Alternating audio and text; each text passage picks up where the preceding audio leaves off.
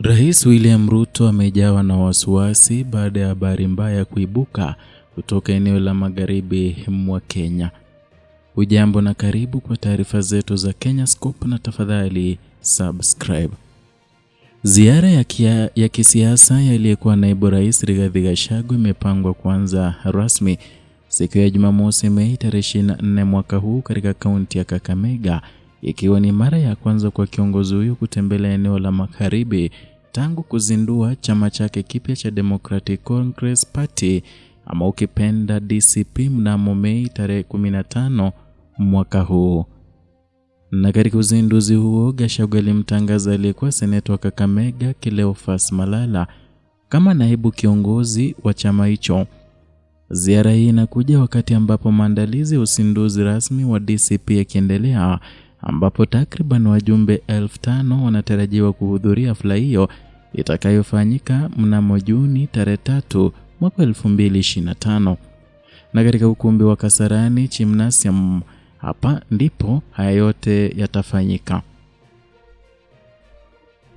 Chama hicho kimeripotiwa kulipa karibu shilingi milioni 4 kwa shirika la michezo la Kenya Sports Kenya kwa ajili ya matumizi ya ukumbi huo.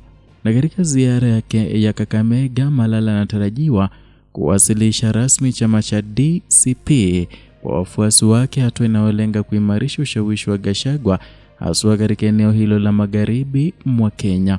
Hii inachukuliwa kama hatua ya awali kabla ya mikutano mingine ya kisiasa inayopangwa kufanyika katika maeneo mbalimbali ya magharibi.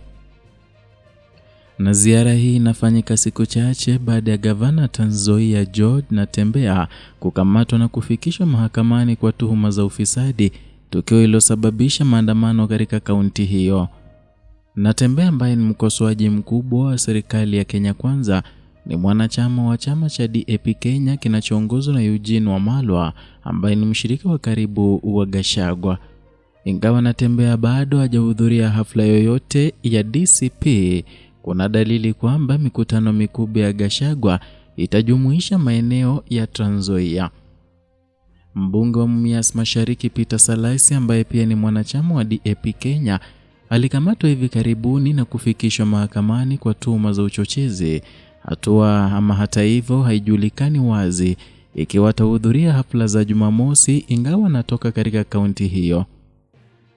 Ziara ya Jumamosi inatazamwa kama kipimo cha kisiasa kwa Gachagua, ikilenga kupima mapokezi yake katika eneo la magharibi mwa Kenya, huku dalili zikionyesha kuwa eneo hilo linaweza kuwa uwanja muhimu wa kisiasa kuelekea uchaguzi mkuu wa mwaka 2027. Na kwa upande mwingine, Rais William Ruto amekuwa akitekeleza mageuzi makubwa katika sekta ya sukari, hatua ambayo imezua mvutano katika eneo la magharibi. Baadhi ya viongozi wa eneo hilo wamepinga mpango wa serikali wa kukodisha viwanda vya sukari vya serikali, wakisema kuwa haukushirikisha wananchi kikamilifu. Licha ya upinzani huo, Rais Ruto amesisitiza kuwa mageuzi hayo ni muhimu kwa ajili ya kufufua sekta hiyo na kuhakikisha wakulima wanalipwa kwa wakati.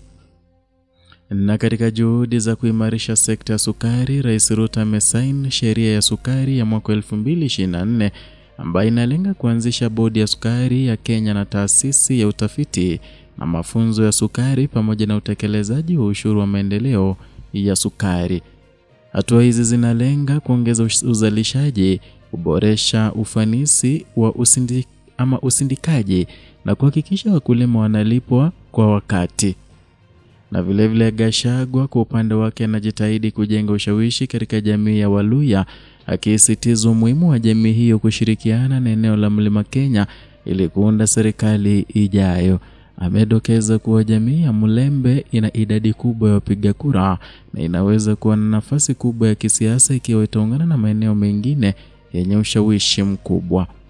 Ziara ya Gachagua katika eneo la magharibi mwa Kenya inatarajiwa kuleta mvutano zaidi, haswa katika sehemu ya kisiasa, ikizingatiwa kuwa eneo hilo limekuwa likizingirwa na changamoto mbalimbali za kiuchumi na kisiasa. Huku Rais Ruto akiendelea na mageuzi yake katika sekta ya sukari na Gachagua akijaribu kujijenga kisiasa katika eneo hilo, Inaonekana kuwa magharibi mwa Kenya itakuwa uwanja muhimu wa kisiasa kuelekea uchaguzi mkuu wa mwaka 2027.